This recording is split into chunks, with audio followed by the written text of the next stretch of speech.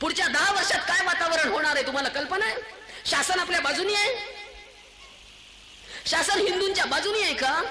हिंदू टिकून राहिला? कुणी टिकवायचा? मग कुणी टिकवायचा? कुणालाच काही वाटत नाही काय करणार आहोत. काही वाटत नाही की आपल्या पोरींना आपण कसे वागवतोय. पुण्यामध्ये शिकायला पोरी ठेवल्या, लिव्ह इन रिलेशनशिप मध्ये कारट्या. अनेक पोरी पुरुषांच्या बरोबर 8-8 महिने एकत्र राहतात. अगदी शील चारित्र्य सगळं संपलं आणि नंतर ओरडायचं नुसतं बलात्कार झाले की आणि अत्याचार झाले की. 2 वर्षाचा बलात्कार झाला ती गोष्ट लांछनास्पद निश्चित आहे. त्याच्यासाठी कडक कायदे झालेच पाहिजे. पण ज्या मुली आचरडासारखे कपडे घालतात, आचरडासारखं कानाखाली एक वाजवायला नको का? काय आई म्हणून जबाबदार कोण आहे? आज आईलाच लाज नाहीये. खरंच सगळ्या आयांनो मी तुम्हाला नावं ठेवते की तुम्हाला रागवते, याचं वाईट वाटून घेऊ नका. वस्तुस्थिती अशी आहे की आज तुम्ही धर्मशिक्षण घरातनं देणं बंद केलेलं आहे. तुम्ही मुलींना सांगत नाही तू कुंकू लाव, तू बांगडी घाल, आपण हिंदू आहोत. तुम्ही शिकवत नाही की आपला धर्म हे सांगतोय. तुम्ही सांगत नाही सत्यवानाची सावित्री, तुम्ही सांगत नाही द्रौपदी, तुम्ही सांगत नाही सीतामाई, तुम्ही सांगत नाही अहिल्या, तुम्ही काही सांगत नाही मुलींना. फक्त एवढंच सांगायचं की तुला इंजिनियर व्हायचंय, तुला डॉक्टर व्हायचंय, तुला ट्युशनला जायचंय, तुला असं करायचंय, पण तुला धर्म पाळायचंय असं मात्र सांगायचं नाही. का बरं? साने गुरुजींशी परवा मी फार भांडले बाबा, फार भांडली. साने गुरुजींशी माझं रोजच भांडण आहे. गुरुजींना मी उठून बसवते मांडी घालून, बसा म्हणते गुरुजी माझ्या बरोबर. मला झोप येत नाही, तुम्ही पण जागा म्हणते. रोज मी मोठ्या मोठ्या पुरुषांशी बोलते, आता महापुरुषांशी. माझ्या डोक्यातलं वादळ मी त्यांना सांगत असते. काय करणार आहे? साने गुरुजींना म्हटलं गुरुजी श्यामची लिहून किती दिवस झाले? गुरुजी म्हणाले 75 वर्ष. म्हटलं गुरुजी कुठे आहे श्यामची आई? ते म्हणाले का? श्यामची आई भारतात सापडत नाही. म्हटलं गुरुजी हरवली, आई हरवली. प्रत्येक घराचं दार वाजवते वाजवते वाजवते, श्यामची मम्मीच दार उघडायला येते, आई काही दार उघडायला येत नाही. मम्मी. ते पुढे मला विचारतायत श्यामचं काय झालं ग? म्हटलं गुरुजी हा प्रश्न केवढा निरर्थक आहे. आईच नाही तर कुठला श्याम जन्माला घालायचा? श्याम पुण्यामध्ये कात्रजच्या घाटात दारू पिऊन रेव पार्ट्या करतोय आणि त्याची आई पैठणी जिंकण्यासाठी बादलीमध्ये चेंडू फेकण्याची प्रॅक्टिस करते. टाक टाक टाक. तो परका माणूस घरात शिरतोय, वहिनी पहिल्या रात्री काय केली गंमत? वहिनी ओळख कशी झाली? ही निर्लज्जपणे त्या परक्या पुरुषाला माझ्या नवऱ्याने मला काय काय केलं सांगते. लाज आहे का थोडी तरी?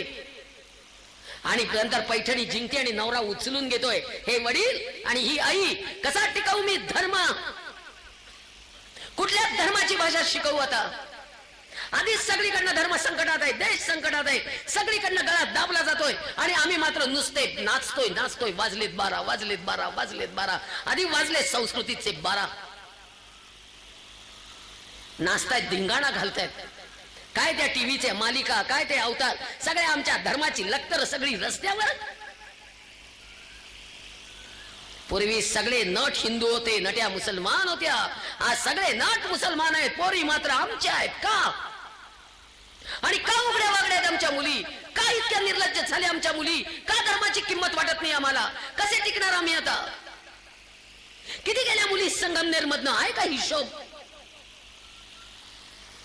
किती गेल्या संगमनेर मधनं, किती गेल्या श्रीरामपूर मधनं, किती गेल्या बेलापूर मधनं? श्रीरामपूर नाव काही दिवसांनी बदलावं लागेल.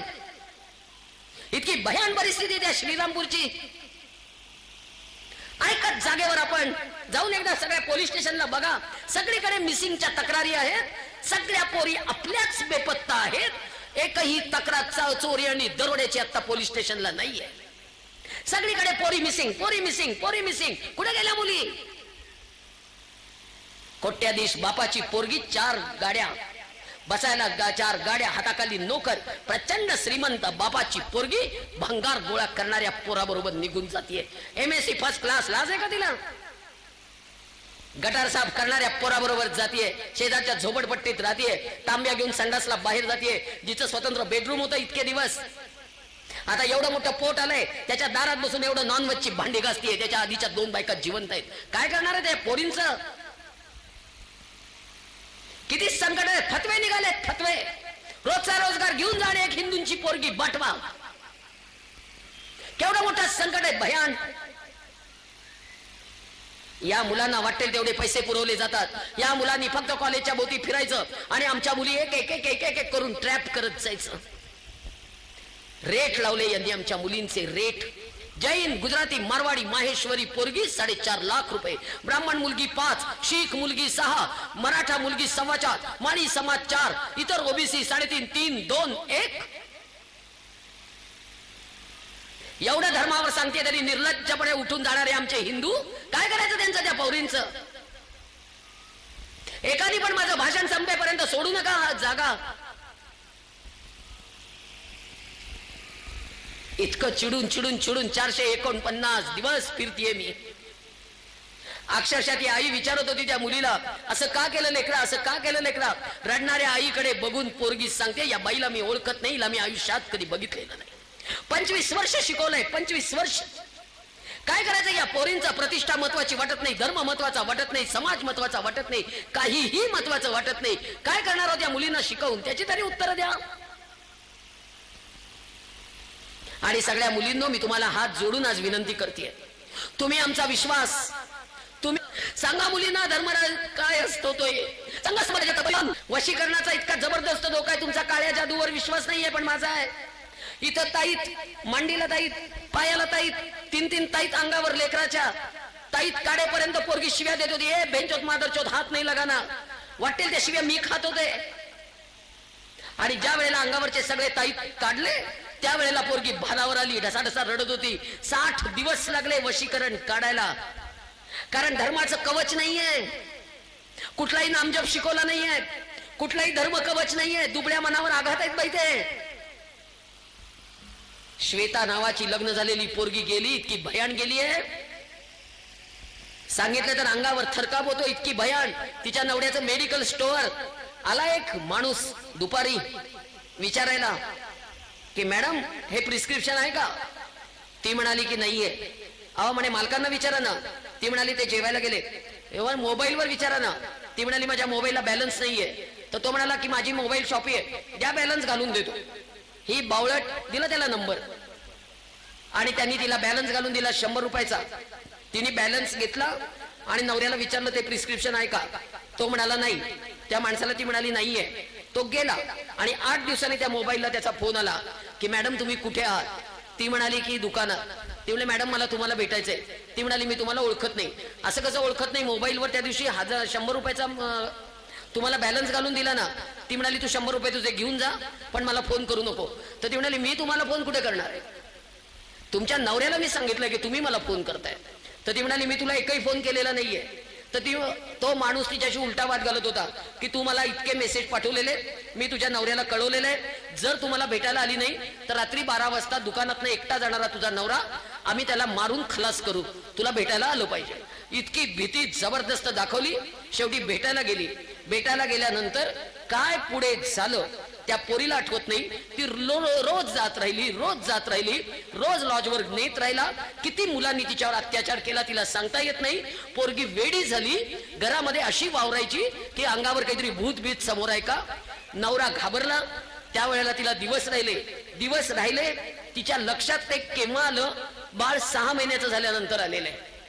इतक्या भयान परिस्थितीत पोरगी शेवटी वडिलांनी बाळणपणाला नेली. बाळणपण झालं त्यावेळेला डॉक्टरांनी सांगितलं मानसिक रुग्ण झालेली आहे. भविष्यकारांनी सांगितलं की तिच्यावर वशीकरण झालेलं आहे. प्रचंड प्रयत्न केले आणि आत्ता भानावर आलेली आहे. आणि भानावर आल्यानंतर पहिलं काम केलं की हे बाळ माझ्या पोटातलं नवऱ्याचं नाहीये हे तिने ठामपणे सांगितलं. आणि त्यामुळे आता घटस्फोटाला आलेलं प्रकरण आहे. नवऱ्याच्या पाया पडून सांगितलं ही लव जिहादची केस आहे. नवरा मानायला तयार नाहीये. काय करायचं त्या पोरीचं आता? काय करायचं त्या पोराचं? लग्न झालेल्या बायका जर अशा ट्रॅप व्हायला लागल्या आणि फसवायला लागले तर काय करणार आहोत? कसे टिकणार आहोत? धर्माचं कवच निर्माण करा. हे धर्माचं कवच घट्ट निर्माण करा पोरींच्या भोवती. उद्यापासून सकाळी उठल्यावर एक काम करा. पोरगी झोपेतनं उठली, आंघोळ झाली, की करंगळीच्या शेजारच्या बोटाने तिच्या कपाळावर मधोमध इथे कुंकू लावायचं आईने